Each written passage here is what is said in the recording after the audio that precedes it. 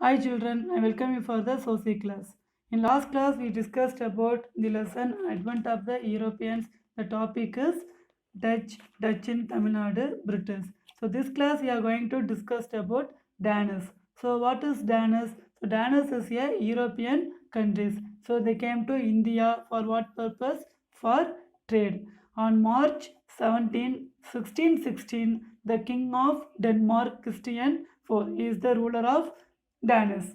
Okay, so the King of Denmark, Christian IV, issued the charter and created a Danish East India Company. So, what is called charter? At present, we are following the constitution. So, our country is running with with help of constitution. Okay, so how many articles? 448 articles, 25 parts, 12 schedules in our constitution. So same in that period they followed the charter. Once they release the charter means according to charter we should follow the rules.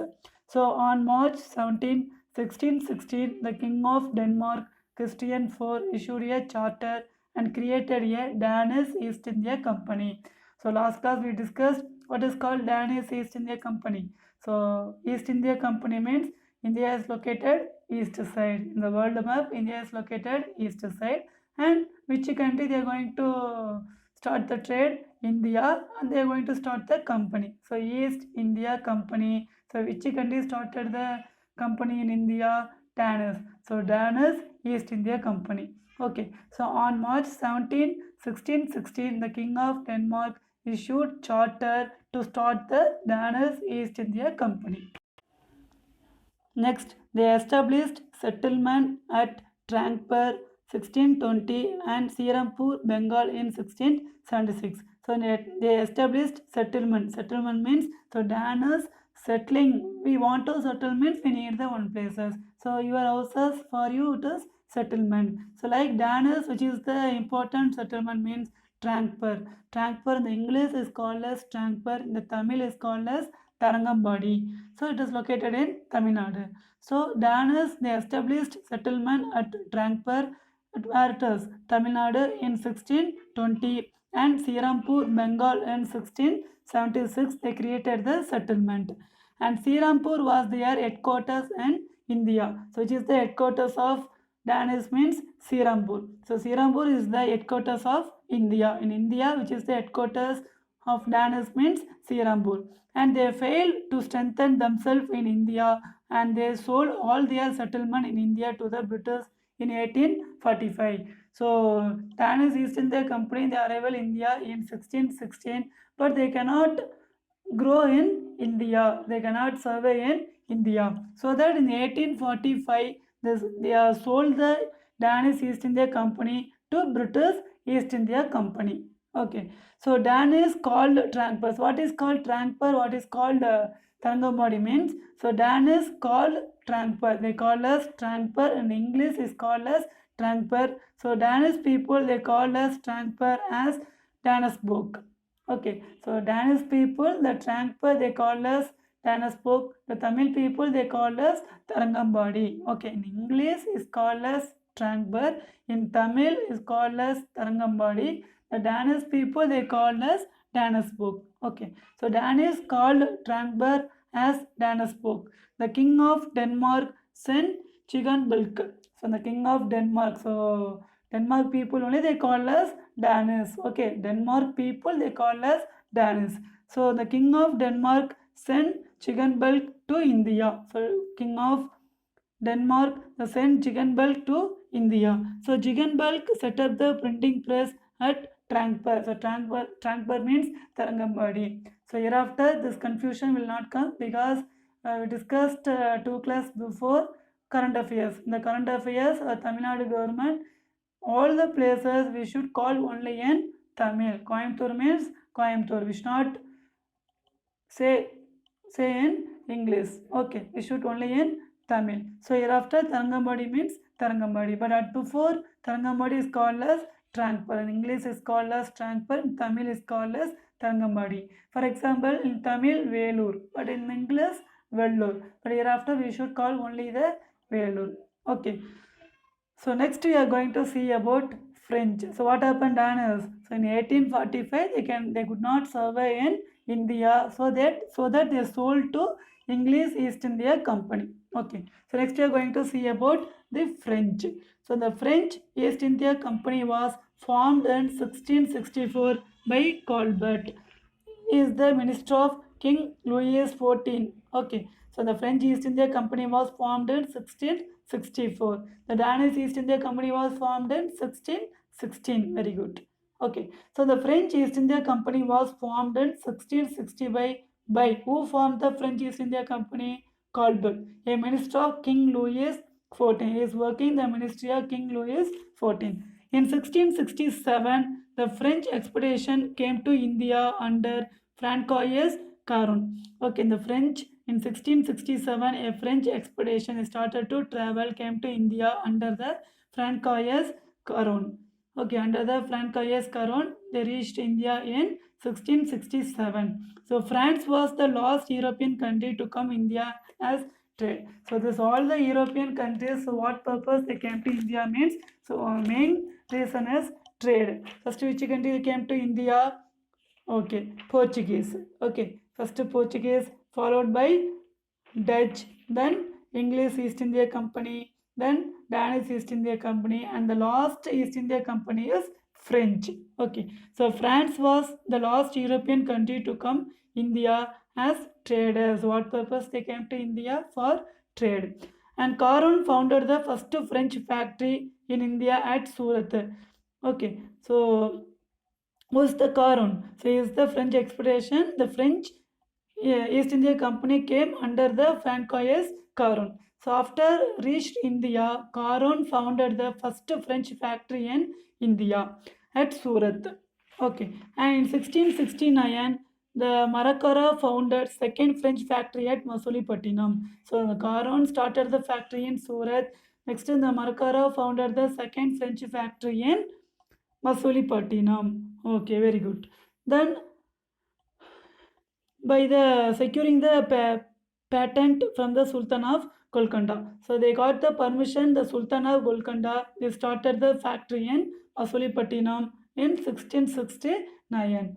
In 1673, the settlement of Pondicherry was founded by Martin under the grant from Sher Khan Lodi. In 1673, settlement. So settling the places is called as settlement. So in 1673, the settlement of Pondicherry. So before which is the settlement. So when they reached, they started the factory in which place? Yes, very good. They started the factory in Surat. So after the settlement is Pondicherry in 1673, the settlement of Pondicherry was founded by Martin under grant from get the permission from Sher Khan Lodi, the ruler of Bijapur. So get the permission from Sher Khan Lodi, the ruler of Bijapur, the settlement and Pondicherry. Okay, in 1673. And Pondicherry became the most important and prosperous French settlement in India. So which is the headquarters of French means Pondicherry. So at present also you can see most of the people they are living in French people. Their language is French. Okay. The mother tongue is French. Who's living in Pondicherry. A fort known as St. Louis was built by Francois Martin in Pondicherry. So Fort William in Calcutta. Who built the Fort William? British built the Fort William in Calcutta. Same the French also built the fort is called as St. Louis Fort. It was built by Francois Martin in Pondicherry. Okay, he built the fort. And in 1673, the French obtained permission from Shaista Khan. In 1673, the French they got the permission from Shaista Khan, the Mughal governor of Bengal, to establish the township at Chandranagur near Calcutta. So in 1673 also the French obtained the permission from Shaista Khan. So who is the Shaista Khan means he is the governor of Mughal. Mughal means the who built the Taj Mahal, Shah Jahan. So Shah Jahan belongs to Mughal dynasty. So one of the minister of Mughal is Shaista Khan. So in 1673 they got the permission and the French obtained permission from Shaista Khan. He is the Mughal governor to establish a township of Chandranagar near Calcutta. Okay, then the French East India Company established factories in different parts of India. Okay, after they started the company in different parts of India, particularly in the coastal region. Coastal means sea area is called as coastal. So, particularly in the coastal regions such Maghi, Karaikal, Balasore, and Qasim Bajar. So, this all the places they establish their factories. Okay, so these were the few important trading centers of the French East India Company, and Pondicherry is one of the most important and prosperous French settlement in India. Okay, and the French power in India was further reinforced by the appointment of Joseph Francois Dupleix as the governor of French East India Company in 1742. So in 1742, the French East India Company appointed the governor of Joseph Francois Dupleix. So after arrival of Joseph Francois Dupleix, still the French East India Company was developed. After arrival of the Joseph Francois Dupleix, French East India Company was developed. Okay, when he was arrived in 1742, and he succeeded Dumas as the French governor of Pondicherry. So after arrival of Francois Dupleix, who became the governor of French East India Company, means Dumas. So Dumas is the governor of French East India Company after Francois Dupleix. Okay, so see the picture is a Colbert. Okay, so is the French East India Company was formed in 1664 by Colbert. So he only formed the French East India Company in 1664. So he is a minister of King Louis XIV. Okay, he is minister of under King Louis XIV. Next, we are going to see about the Swedish. So, Swedish East India Company was founded in Gothenburg. So, who founded the Swedish East India Company? Gothenburg. And who founded the French East India Company? Colbert. Very good. Then, who founded the Danish East India Company? Yes, correct. Christian IV. Okay, so on March 17, 1660, the King of Denmark, Christian IV, issued the charter and created the Danish East India Company. Okay, so the Swedish East India Company was founded in Gothenburg, is the founder of Swedish East India Company in Sweden in 1731 for the purpose of conducting trade with the Far East. So India is located in east side. It was very long distance, Europe and India. So to conduct the trade between India and Europe, so that he started the Swedish East India Company in 1731. And the venture and inspired by the success of the Dutch East India Company and British East India Company. Why they started the Swedish East India Company means after arrival of Dutch East India Company and British East India Company, they succeed and they earn more money. So that this inspired the Swedish also started the company is called as Swedish East India Company. So Swedish East India Company, the East India Company is common. So before the country name alone, it is the European countries. Okay, so Swedish East India Company, French East India Company, British East India Company. So these are example for the East India Company. But Sweden is not success lot because one of the important competition of all the company is British. Next we are going to see about map. So European trade centers. So European means all the European countries is called as Europeans. So which are the countries came to India? Portuguese, Dutch, French, Swedish. So these all the companies came to India. After arrival of India, where they trade in India. So let's see the map. So Agra, Ahmedabad, Brooke, Surat, Daman, Basin, Bombay, Goa. So this all the places they trade in India. Okay. Then see the legend. So what is meaning of legend? So last year we discussed about map. So in the map, what is called legend? So legend means the lack of the places, all the information we cannot explain in the map. So that the key hints they given the legend. For example, if you see the bracket, Agra, the bracket they given E. Ahmedabad, the bracket given E. So broke E and Daman P. And they used different colors. So P means Portuguese settlement, French means French settlements, DU means Dutch settlements. DA means Danish settlements. A means English settlements. So this all the places European trade centers in. So now we are in end of the lesson. So since the Portuguese were eliminated by the Dutch and the later extinguished by the English, so which is the first European countries came to India means Portuguese. Okay, so Vasco da Gama only discovered the new route to India. So before the Vasco da Gama, Bartholomew Dias reached tip of the Africa. So Vasco da Gama found new route to India. So Portuguese East India Company is the first company came to India. So it is the last company. French East India Company came to India. It is the last trading company. So since the Portuguese were eliminated by the Dutch and they are extinguished by the English. But English defeated the Portuguese and Dutch and all the European countries were defeated by English East India Company. And the French, they focused only the war, they not focus the trade. Okay, so the French neglected trade and entangled themselves in war with Indian and other European powers. So the French neglected the trade and they focused only the war between India and other European powers. So the three Carnatic War was started. So next class we are going to learn briefly about Carnatic Wars. Okay, so three Carnatic Wars ruined the French and rejuvenated the English to embark on a systematic territorial expansion. So that the French focused only the war, so that the English got the more superior power in India. So not only the reason, so the European countries, that means English East India Company is London. So that country also supported to English East India Company. So they got the more supremacy power in India. Next, recap.